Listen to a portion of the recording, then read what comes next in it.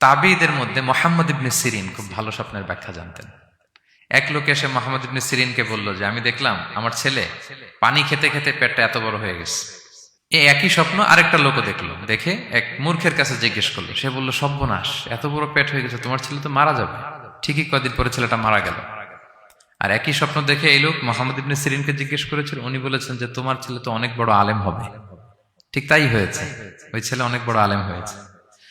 তো ফাইন্না রুইয়া তাকাউ আলা মা তুআব্বার, স্বপ্নের ব্যাখ্যা তেমন হয় যেমন এটার ব্যাখ্যা করা হয়।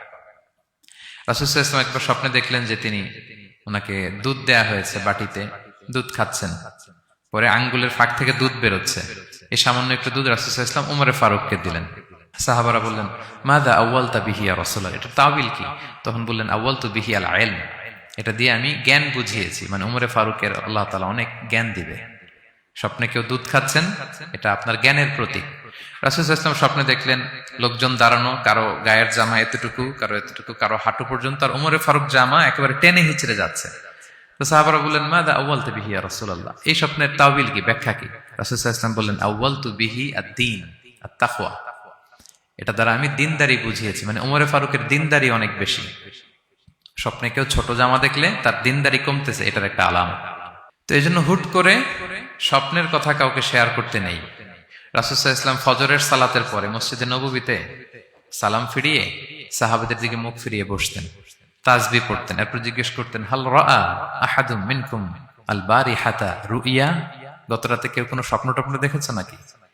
তো তখন সাহাবারা এই স্বপ্ন বলতেন, রাসূল সাল্লাল্লাহু আলাইহি ওয়াসাল্লাম ব্যাখ্যা করতেন। সুবহানাল্লাহ, কত সৌভাগ্যবান ছিলেন তারা।